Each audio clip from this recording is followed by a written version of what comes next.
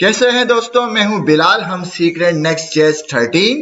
तो चलें शुरू करते हैं।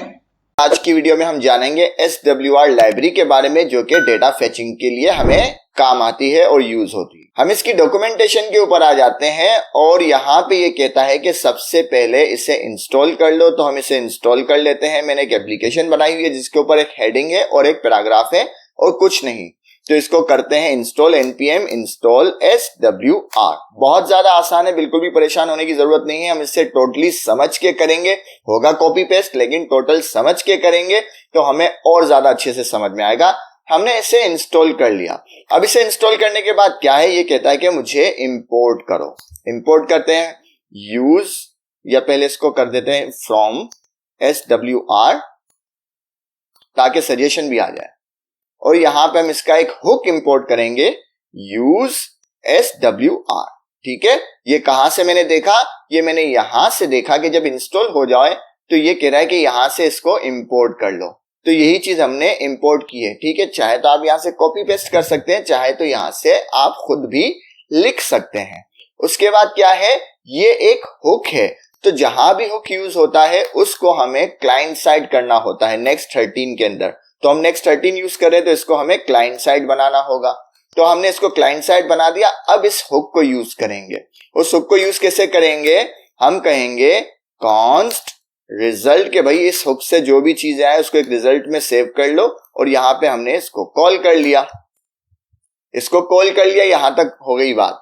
अब इसको दो पैरामीटर पास करते हैं। पहले पैरामीटर में इसको URL पास करते हैं और दूसरे पैरामीटर में इसको एक फंक्शन पास करते हैं। उस फंक्शन का आप कुछ भी नाम रख सकते हैं। चूंकि इन्होंने डॉक्यूमेंटेशन के अंदर दिया हुआ है कि भाई फेचर नाम रखें, जरूरी नहीं है फेचर नाम रखें, आप कुछ भी नाम रख सकते हैं। ठीक है, लेकिन चूंकि हम डॉक्यूमेंटेशन को फॉलो कर रहे हैं तो हम इसे फेचर नाम ही देंगे। तो यहां तक बात आ गई समझ में कि हमने इस हुक को यूज किया, उसको दो पैरामीटर पास कर दिए। अब हमें एरर मिल गया कि भाई ये फीचर आपने पास किया है, लेकिन ये फीचर फंक्शन बनाए भी तो सही। अब चाहें तो ये फीचर फंक्शन आप यहां से कॉपी पेस्ट कर लें, मुझे कोई इसमें एतराज नहीं है, और चाहें तो समझ के कर लें। तो इसके अंदर जो तरीका आपको अच्छा लगे आप उस तरीके को यूज कर सकते हैं। तो हम इस फंक्शन को बना भी सकते हैं। हम क्या करते हैं, चलो इसको कॉपी करते हैं, फिर इसको बनाते भी हैं। तो मैंने इसको पेस्ट कर दिया। क्या कर दिया मैंने, टोटल कॉपी पेस्ट कर दिया। ठीक है, तो अब क्या हो रहा है इसके अंदर समझना ये कि इसके अंदर हो क्या रहा है। बहुत ज्यादा आसान है फेचर का फंक्शन। मैं इसको अब मिटाता हूं, कॉपी पेस्ट करके देख लिया। अब इसको बनाते हैं समझने के लिए। फेचर एक फंक्शन है जो कुछ रिटर्न करेगा। ठीक है, क्या रिटर्न करेगा, ये कहेगा कि भाई फेच करो, डेटा फेच करो एक URL से जो मैं आपको पास करूंगा। अब URL कहां पे है, इसमें तो है नहीं, तो मैं यहां पे पैरामीटर में एक URL पास करूंगा जिसकी टाइप होगी स्ट्रिंग, और यहां पे वो URL पास कर देंगे। ठीक है, कि भाई यहां से आप डेटा को फेच करके लाओ और रिटर्न कर दो। देखिए यहां पे यही काम हो रहा है। ये देखो यहां पे यही काम हो रहा है कि यहां पे URL पास कर दी और ये फेच का फंक्शन कॉल किया, और यहां पे वो कह रहा है कि भाई इस URL से आप डेटा को फेच करके लाओ। क्लियर है। उसके बाद क्या है कि जब डेटा फेच होकर आ जाए तो देन, जो कि प्री डिफाइंड फंक्शन है, मतलब ये एक प्रॉमिस रिटर्न करेगा, तो इसके अंदर एक कॉल बैक फंक्शन पास कर देते हैं। क्लियर है, इसके अंदर भी एक कॉल बैक फंक्शन पास कर दिया। अब हम कहते हैं कि भाई जब डेटा फेच होकर आ जाए तो वो देन के पैरामीटर में आ जाता है। तो जब देन के पैरामीटर में आ जाता है तो हम कहते हैं कि भाई इस रिस्पॉन्स को आप जेसन में कन्वर्ट करके ऑब्जेक्ट बना दो। ठीक है, ये टोटल फंक्शन है। अब चाहे तो वहां से कॉपी पेस्ट कर लें और चाहे तो यहां से समझ लें। दोनों ही सूरतों में बिल्कुल सही है, बिल्कुल दुरुस्त है।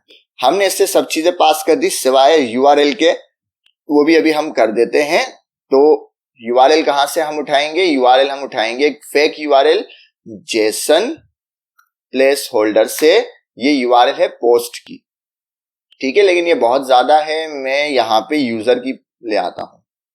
वैसे कहां से आई है मैं आपको ये भी बता देता हूं ताकि आपको कोई परेशानी ना हो। जेसन प्लेस होल्डर की आप लिखेंगे गूगल पे, यहां पे फर्स्ट लिंक पे चले जाएं, ये आपको सारी फेक URL देता है ताकि हम इस तरह के एक्सपेरिमेंट कर सके। मैं यूजर के ऊपर जाता हूं और यहां से ये कॉपी कर देता हूं,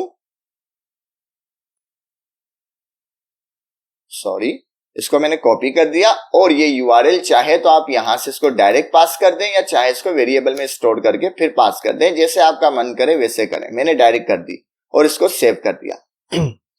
ठीक है, अब हम क्या करते हैं, हम करते हैं कंसोल, रिजल्ट को करते हैं कंसोल और देखते हैं कि रिजल्ट के अंदर हमें क्या मिलता है। तो रिजल्ट, और इसके मैं यहां पे लिख भी देता हूं रिजल्ट। एक तो ये सजेशन बहुत आने लग गई। हाँ चलो, यहां पे रिजल्ट, ठीक है, ये मैंने इससे दे भी दिया ताकि हमें पता चले कि रिजल्ट के पैरामीटर में क्या आ रहा है। और हम देखते हैं अपनी ऐप के ऊपर कि हमें क्या कंसोल में डेटा मिला या नहीं। ओके, अब देखें यहां पे, ये हमने रिजल्ट को कंसोल किया था और यहां पे एक ऑब्जेक्ट आ रहा है। तो ऑब्जेक्ट में देखें तो हमें क्या मिल रहा है, डेटा एरर इज लोडिंग। अगर हम इसकी डॉक्यूमेंटेशन पे आए तो यहाँ पे वो क्या कह रहा है कि इस हुक को डिस्ट्रक्चर कर रहा है, डेटा एरर इज लोडिंग। क्या मतलब, ये यहीं पे इसको डिस्ट्रक्चर कर रहा है। हमने इसको रिजल्ट के अंदर सेव किया ताकि हमें पता चले कि इसमें क्या आ रहा है। अब हमें पता चल गया कि इसमें क्या आ रहा है, तो अब हम इस कन्वेंशन को फॉलो करेंगे। और ना भी करें तो आप यहां भी इसे इस तरह से भी यूज कर सकते हैं। लाइक मैं कर दूं डेटा, तो ये डेटा को शो करेगा। ये देखें, अब ये डेटा को शो करेगा, ये आ गया डेटा। ठीक है, अब ये डेटा को शो करेगा। तो चाहे इस तरह डॉट डॉट लगा के डेटा को शो कर दें या इस तरह से करें जिस तरह डॉक्यूमेंटेशन में जैसे आपका मन करे वैसे यूज करें। तो हम क्या करते हैं, हम यहां से रिजल्ट को मिटाते हैं और इसे यहां से डिस्ट्रक्चर करते हैं। डिस्ट्रक्चर करने में हमें क्या क्या मिल रहा था, हम दोबारा देख लेते हैं। वो भी डिस्ट्रक्चर किया, एक तो हमें डेटा मिल रहा था, एक हमें एरर मिल रहा था और एक हमें इज लोडिंग मिल रहा था। अब इसका क्या फायदा है मैं ये बताता हूं। मैंने शुरू में आपसे कहा था कि इस लाइब्रेरी के कुछ अच्छे फायदे, बल्कि बहुत अच्छे फायदे हैं। तो उसमें से एक फायदा एरर है और एक फायदा इज लोडिंग है। क्या फायदा है और क्यों फायदेमंद है ये, हम इसको कहते हैं कि इफ अगर एरर ट्रू हो जाए, मतलब एरर आ जाए, एरर ट्रू हो जाए, तो आप रिटर्न करो क्या, एक डिव। उस डिव में आप जो मैसेज, जो लोडर, जो कंपोनेंट शो करवाना चाहते हो करवा दो। उसके अंदर लिख दिया कि भाई, मैंने फिलहाल लिख दिया डेटा फेल। ओके, इसी तरह मैं कहता हूं इफ इज लोडिंग। अगर इज लोडिंग ट्रू है, मतलब इसका क्या है मकसद, यहां पे इसका मकसद भी मैं आपको बता देता हूं। इस लोडिंग का क्या मतलब है, इस लोडिंग का मतलब ये है कि जब हमने डेटा को फेच किया और डेटा पेंडिंग पोजीशन में है उसका स्टेटस, तब ये वाला डिव चला देगा, तब ये वाला स्टेटमेंट चलेगा। तो जब तक लोड, इसके अंदर भी आप लोडिंग दे सकते हैं, कुछ भी दे सकते हैं। तो मैं यहां पे लिख लेता हूं लोडिंग। आप कोई इसमें लोडर लगाना चाहें, कोई कंपोनेंट शो करवाना चाहें, जब तक कि डेटा फेच हो रहा है तो आप यहां पर दे सकते हैं। तो ये दोनों क्या है, इन्होंने खुद ही एरर हैंडल करके भी हमें दे दिया और इस लोडिंग का फंक्शन भी इन्होंने हमें बना के दे दिया कि आप इस तरह से यूज कर लो। और यहाँ पे अगर डॉक्यूमेंटेशन में देखो तो ये रहा वो कन्वेंशन कि आप इसको इस तरीके से यूज कर लो जो अभी मैंने आपको लिख के बताया। मैं चाहता तो कॉपी पेस्ट भी कर सकता था, लेकिन लिख के बताने का मकसद सिर्फ ये था ताकि हम समझ लें, क्योंकि हम जब नई चीज देखते हैं तो हमें जरा सा परेशान हो जाते हैं। अब हमारी वो परेशानी और डर दिल से निकल गया। ओके, तो अब अगर हम अपने कोड पे देखें तो एरर आएगा तो डेटा फेल का मैसेज आ जाएगा। इस लोडिंग मतलब डेटा पेंडिंग पोजीशन में है, अभी आ रहा है, अभी रास्ते में है, तो ये हमें ये लोडिंग बता देगा। तो हम अगर आ जाएं अपने एप्लीकेशन पे और मैं यहां पे करूं, इसे मैं अब हटा देता हूं समझने के लिए। अगर मैं इसे रिफ्रेश करूं तो देखें मुझे लोडिंग मिली, फिर पेज आया। तो पेज आने के बाद मैं दोबारा इसको इंस्पेक्ट करता हूं और देखते हैं हमें डेटा मिला। ये देखो हमें एरर मिल गई। ठीक है, दोबारा इसको क्लियर करते हैं, दोबारा रिफ्रेश करते हैं, डेटा को फेच करेगा तो ये लोडिंग पोजीशन पे जाएगा और फिर ये डेटा लेके आएगा। जब तक ये देखो लोडिंग पे चला गया और जब तक डेटा नहीं आएगा ये लोडिंग चलता रहेगा। और ये लोडिंग कहां से लिखा हुआ है, ये वही इफ में कि इस लोडिंग अगर ट्रू हो जाए तो ये डिव चला दे। उस डिव में मैंने लोडिंग डॉट डॉट डॉट लिखा है। तो जब तक डेटा नहीं आएगा तब तक ये चलता रहेगा। तो डेटा जैसे ही कुछ देर में आता है तो हम आगे इसकी एक और खासियत बताते हैं कि इसको इस्तेमाल करने का और क्या फायदा है। तो हम इंतजार करते हैं, चूंकि मेरा इंटरनेट स्लो है तो इस वजह से डेटा आने में टाइम लगेगा। ये देखें डेटा आ गया। ठीक है, ये एरे आ गई यूजर की। ये नेम है और यूजर नेम वगैरह जो आपको चाहिए इसे रेंडर करवा सकते हैं कहीं भी। तो अब देखते हैं क्या हमने कोड लिखा और उसको फाइनलाइज करते हैं। हमने क्या किया, हमने SWR को इंस्टॉल किया, एक फीचर का फंक्शन बनाया, ये मैंने बनाया है, आप इसको कॉपी पेस्ट भी कर सकते हैं, और इसको सिर्फ एक URL पास की और इसको SWR हुक को यूज किया जिसके अंदर 2 पैरामीटर पास किए, एक URL और एक फीचर का फंक्शन। नाम आप कुछ भी रख सकते हैं, हमने डॉक्यूमेंटेशन से देखा तो इसलिए हमने भी फीचर रखा। ये इसको डिस्ट्रक्चर किया हुक को, और डिस्ट्रक्चर में डेटा, एरर और इस लोडिंग को हमने डिस्ट्रक्चर किया, और नीचे हमने लिख दिया कि इफ अगर एरर आ जाए तो आप ये वाला स्टेटमेंट चला दें, बाकी नीचे जाने की जरूरत नहीं है आपको कंपोनेंट के ऊपर। और इफ इस अगर लोडिंग पोजीशन पे है, पेंडिंग में है डेटा, तो आप ये वाला लोडिंग दिखा दें। यहाँ पे आप कुछ भी रख सकते हैं, टेक्स्ट रख सकते हैं, कंपोनेंट लगा सकते हैं, लोडर लगा सकते हैं। और इसके बाद जब ये दोनों पोजीशन, ये जो दोनों स्टेटमेंट है अगर फॉल्स ही है, मतलब डेटा आ चुका, तो फिर डेटा को हमें कंसोल कर दें। अब डेटा को आप यहाँ पे किसी तरीके से भी यूज कर सकते हैं, किसी तरह मतलब हम यूज भी करके देख लेते हैं। हम यहाँ पे क्या करते हैं H2 और यहाँ पे हम डेटा के 0 एलिमेंट के ऊपर जो नेम है उसको शो करवाते हैं। ठीक है,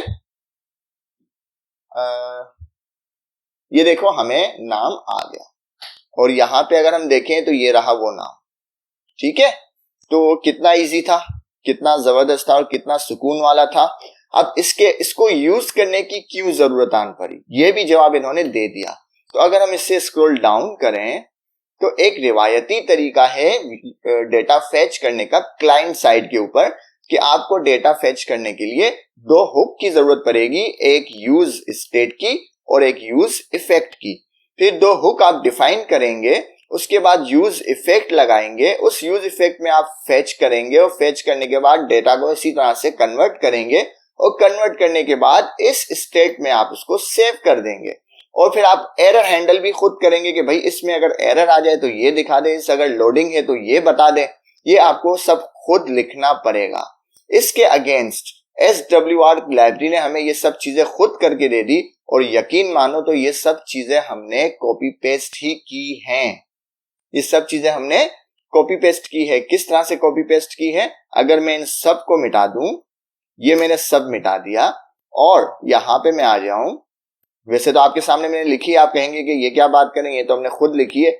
ये मैंने यहां से कॉपी किया और यहां पे पेस्ट कर दिया, यही काम किया। और सिर्फ ये जो URL है इसको बदल दिया, ये URL को भी बदल देते चलो, ये वही काम हो गया। जो भी मैंने आपको लिख के बताया था वो काम अब मैंने कॉपी पेस्ट में कर दिया। आसान लगा। इवन ये फीचर फंक्शन भी मैंने कॉपी ही किया है, मैं दोबारा जाना नहीं चाह रहा। ये चलो ये भी कर ही लेते हैं कि अगर हम आ जाते हैं डॉक्यूमेंटेशन पे और फीचर के फंक्शन को कॉपी कर ले यहां से और यहां पे पेस्ट कर दें। ये भी हमने चलो कॉपी पेस्ट कर दिया। अब तो मन में कोई मलाल नहीं है कि फीचर का फंक्शन तो बनाया था खुद ही, ये भी हमने कॉपी पेस्ट कर लिया।